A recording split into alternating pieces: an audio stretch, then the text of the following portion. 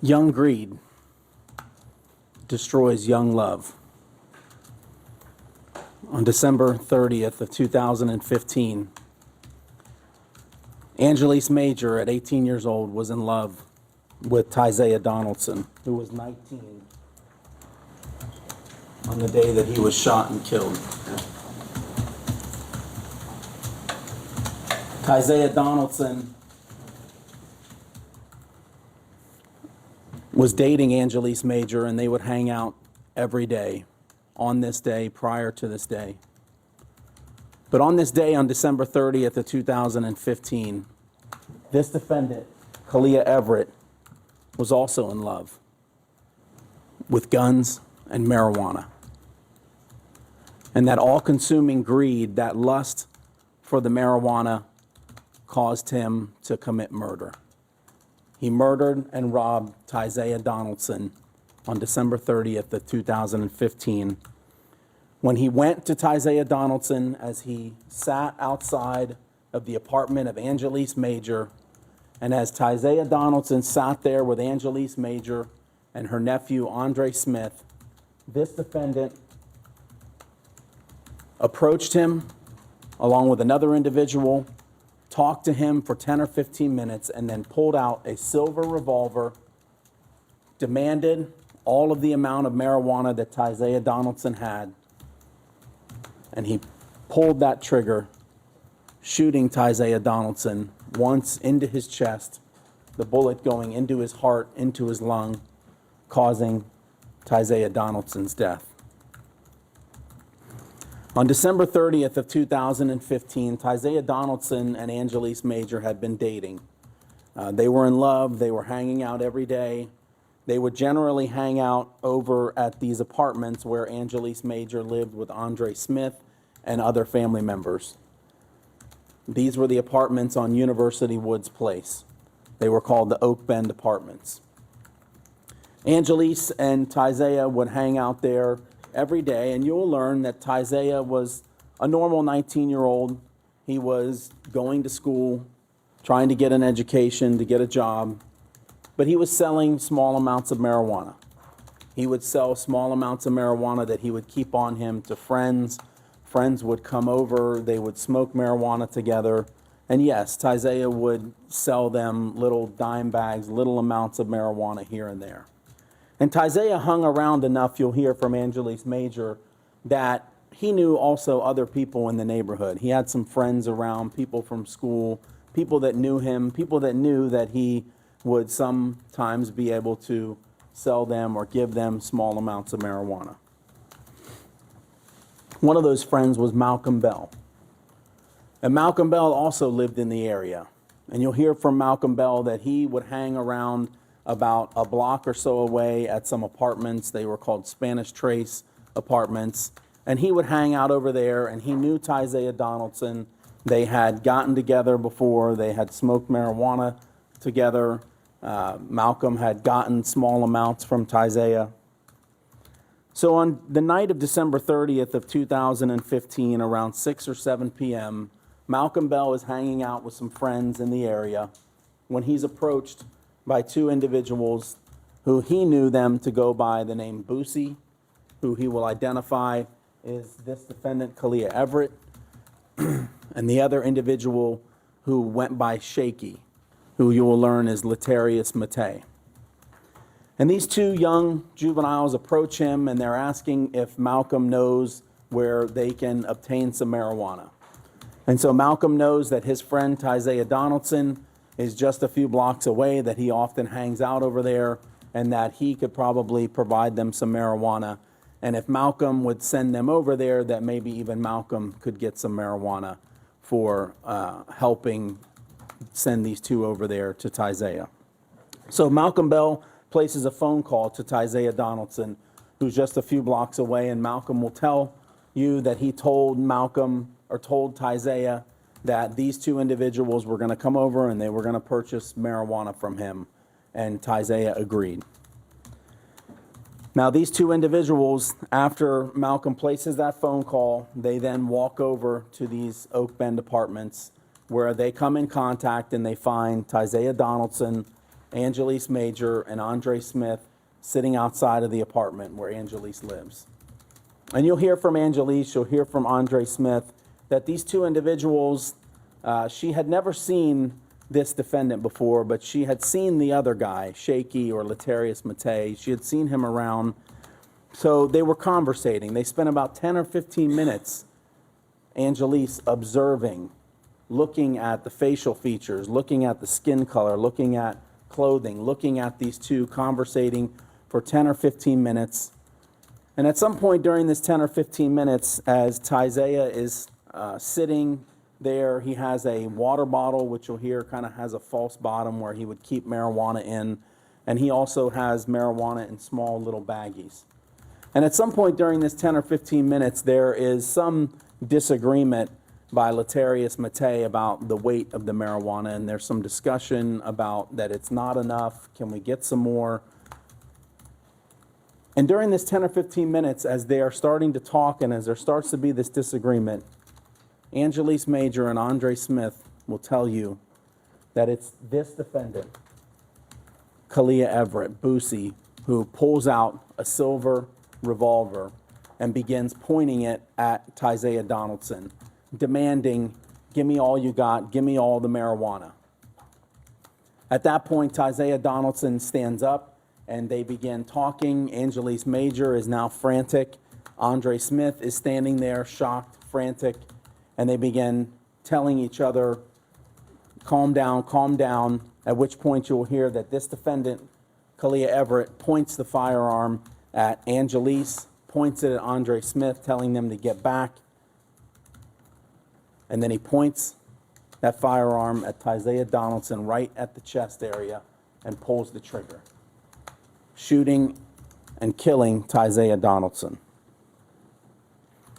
Tysaiah Donaldson attempts to run to chase after because those two individuals, this defendant and Letarius Matei, are now running around the side of the apartment to flee with the loot that they had just taken, the marijuana and the water bottle from Tysaiah Donaldson. And Tysaiah Donaldson collapses there right in the front yard of those apartments. Angelise Major had been attempting to call 911, and you'll hear that 911 call, and she'll describe it to you, because even as this defendant had the gun and was pointing the gun, she was getting her phone, attempting to call 911, and she's able to call 911 after the shooting, and you'll hear that call, and you'll hear her frantically screaming that her boyfriend has been shot. Meanwhile, this defendant and Letarius Matei run. They run back towards the apartment where Letarius Matei had been staying at 1211 Fountain Place Square. And on the way back there, they see Malcolm Bell. And Malcolm Bell will tell you that he sees the same two individuals, Boosie and Shaky, running from these Oak Bend apartments and running eventually out of sight. Because they go to the apartment at 1211 Fountain Square Place, where Letarius Matei was staying at the time. Because Letarius Matei will testify, and he will tell you exactly what occurred in this case. And he will tell you that after he saw this defendant pull the trigger, shooting and killing Tysaiah Donaldson, that they ran back to that residence, and that this defendant changed clothes and then called someone and got a ride and left. And that was the last time that Letarius would hear from or see this defendant, Kaliyha Everett. Meanwhile, back at the apartment, you'll hear that law enforcement are called and they begin to investigate. And you'll hear from law enforcement that as they investigate this scene, there is not a lot there at the scene. There is no shell casing, because they will describe, and Angelise will describe, that this was a revolver, which generally doesn't eject the casing. And the only thing that is there at that scene really that law enforcement can collect and look at, or they photograph the scene, and you'll see that. You'll see the photographs where they found the backpack of Tysaiah Donaldson, which contained some of the paraphernalia and the marijuana. And you'll hear that they begin to get descriptions from Angelise and Andre Smith, because they know that a murder robbery had just occurred. So law enforcement is now tasked with trying to figure out who committed this murder and this robbery. So they began to get descriptions, and they began on the night of December 30th of 2015, trying to gather as much information, starting to look around the neighborhood, starting to talk to people. And you'll hear that as they are doing that into the morning hours on December 31st of 2015, that Angelise Major, who again you'll hear frantically crying on that 911 call, had just witnessed her boyfriend be murdered in front of her on the front lawn of her apartment. You'll hear that she starts looking around. And you're going to hear her testify that she begins looking because she thinks she knows the other guy who didn't shoot, that was just there with this defendant. So she begins to look on Facebook, and she begins to look places, and she comes across the photo. And you'll see that photo. It's a photo of Letarius Matei, a.k.a. Shaky.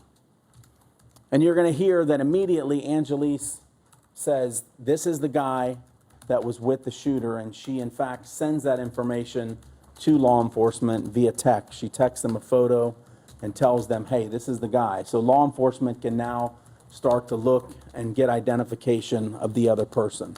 And it's around this time on December 31st, again, into the morning hours after the shooting had occurred, that Angelise comes across a second photograph. She sees a second photograph of a young black male sitting, propped up, leaning back on a couch, kind of trying to look cool with a necklace around him. And Angelise knows that person. Because as soon as she sees that photograph, she knows that that is the person that shot and killed Tysaiah Donaldson the night before, right there in front of her apartment. And so she takes that photograph and she sends that to law enforcement. And law enforcement then began, armed with that information, to get identification of that individual and begin to show that individual to other people to attempt to make identifications in the case. And you're going to hear about how they compiled what are called photo pack lineups, where they take a series of 6 photographs of similar looking individuals, similar race, similar hair, similar appearance, and then begin to show it to people, basically kind of a blind showing to see if anyone can identify one of those 6 photographs. And you'll hear how some of this didn't pan out. There were other individuals that were shown to people that didn't pan out. But you're going to hear from Andre Smith that he was shown a photo pack of 6 individuals. And as he flipped through that photo pack, he came across the photograph, and he stopped and he initialed it and said that was the shooter. And he identifies this defendant, Kaliyha Everett, in that photo pack. Law enforcement go to 1211 Fountain Square Place, where they locate Letarius Matei.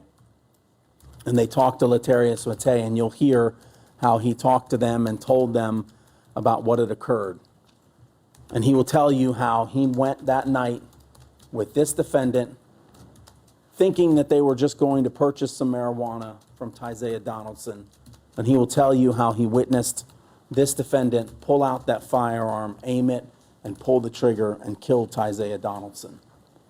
And you'll hear from him that law enforcement again showed him a photo pack lineup of these individuals with just the photograph, no names, nothing else, and that Letarius Matei picked out a photo of this defendant in the photo pack and wrote on there that this was the guy that he saw aim that gun at Tysaiah Donaldson.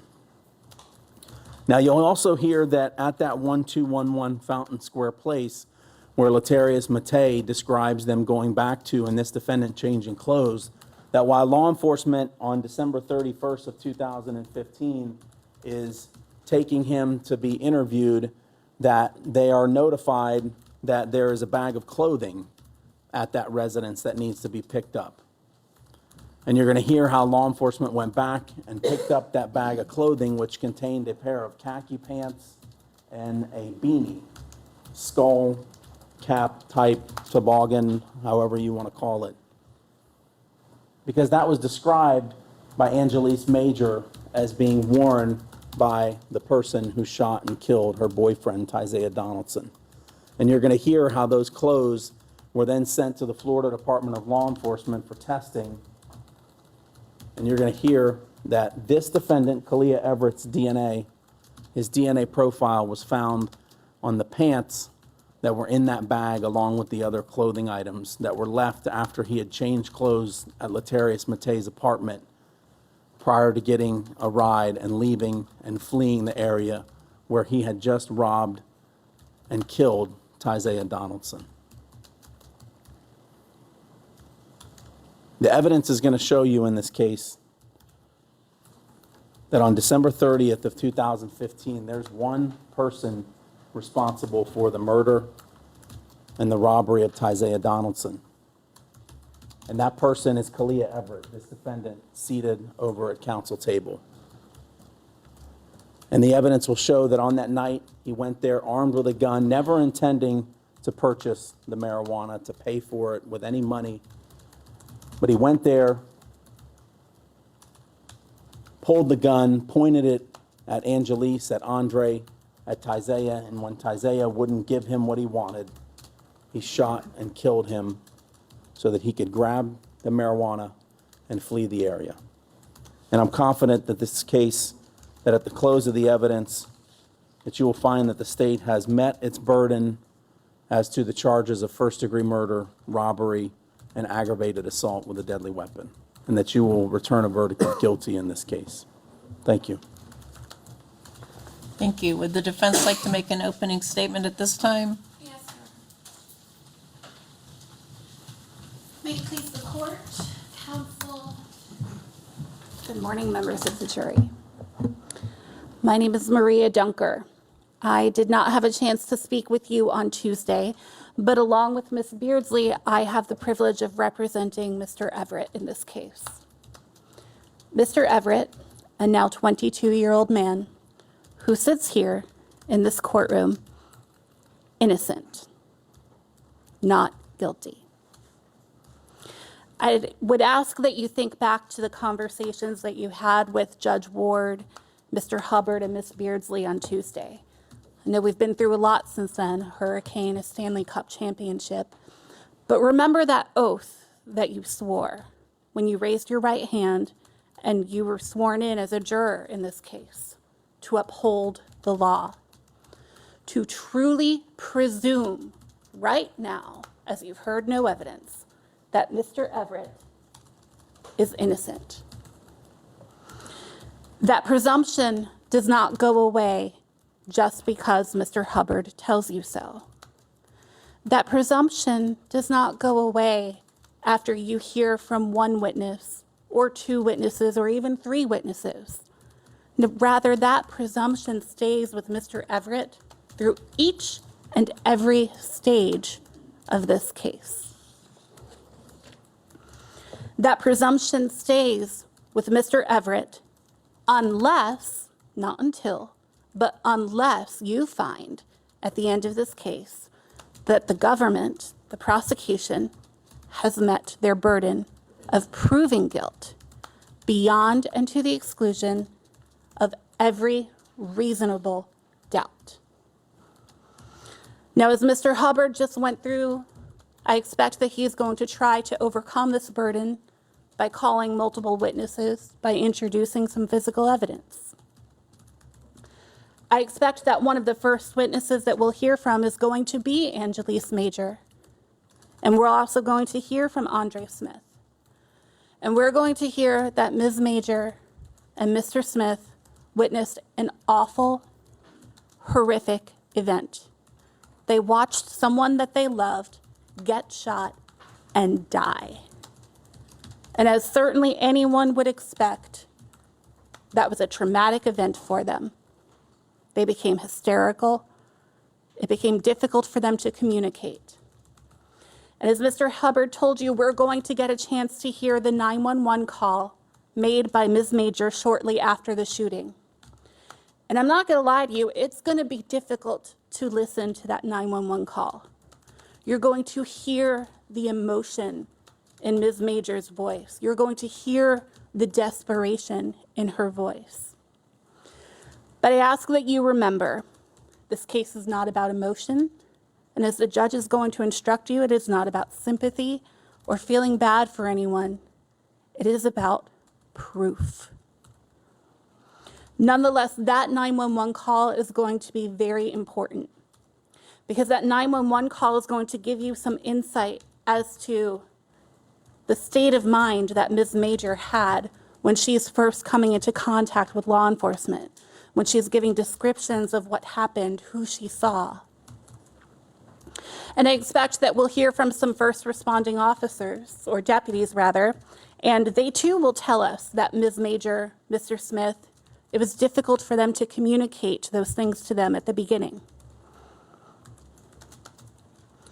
I also expect that we might learn that one of the first big breaks, so to speak, in the investigation comes from a phone number. A phone number that was the very last phone number to contact Mr. Donaldson before he died. And I expect what we may learn is that phone number does not belong to Mr. Everett, doesn't even belong to Mr. Bell. It belongs to someone by the name of Jaheed Jones.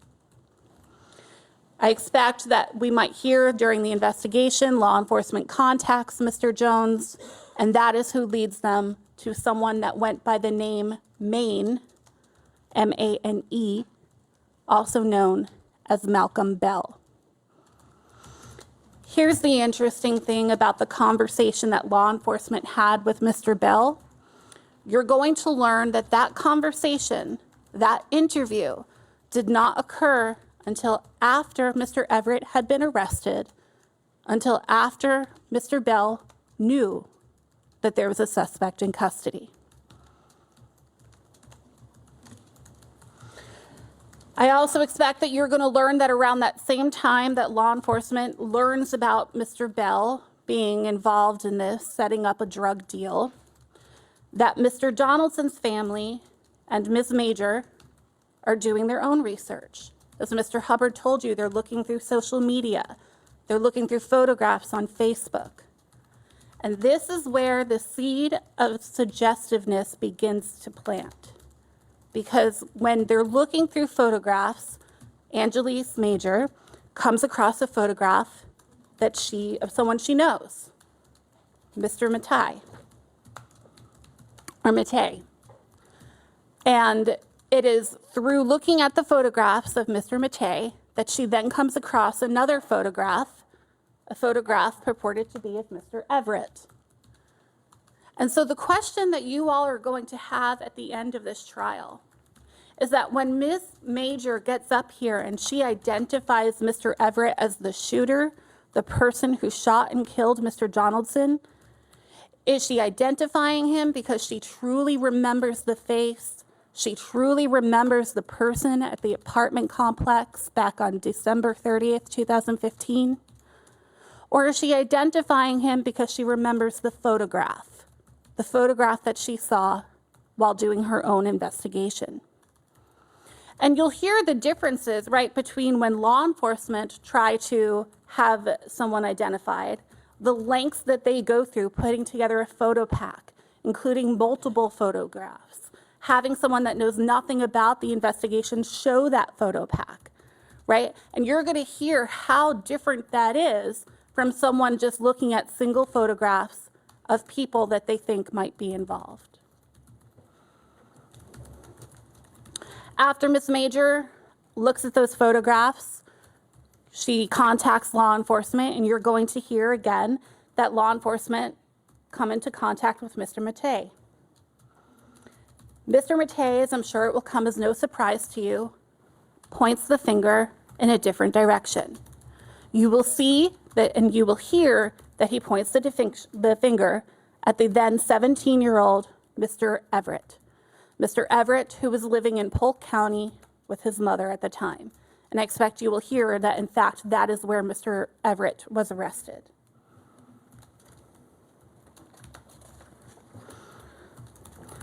The problem with the investigation, the problem with the government's case, as you will see, is the more you learn from witnesses, the more you hear testimony from each witness, you're going to find that the government's case unravels. It unravels for multiple reasons. You're going to hear that witnesses lied to the police, that they tried to cover things up for their own personal reasons. You're going to hear discrepancies in the description of what the shooter was wearing. All of these things will give you reasonable doubt. I certainly expect that at the end of this trial, the state of Florida will be able to prove that Mr. Donaldson was killed and that he was killed during a drug deal. But that's not all that they have to prove. As Judge Ward will instruct you at the end of this trial, they have the burden of proving beyond every reasonable doubt that it was Mr. Everett who shot and killed Mr. Donaldson. They don't have the burden of just bringing in witnesses and just simply presenting physical items of evidence for you to look at, to see, and to feel, but they have the evidence to prove, they have the burden to prove that. They have the burden to prove the truth. And only you all will get to decide what the truth is here. It's not Mr. Hubbard, it's not me, it's not Miss Beardsley, it's you. That burden remains with the government. It remains with the prosecution. There is not a single moment in this case that that burden of proof will move from that table right there. There is not a single moment in this trial where you should be looking to Mr. Everett to explain something or to prove something to you or to disprove anything to you. And at the end of this trial, I expect that Miss Beardsley will come up here and she will ask that you return a verdict of not guilty, because the state of Florida will be unable to carry that very heavy burden. Mr. Everett is innocent. Thank you.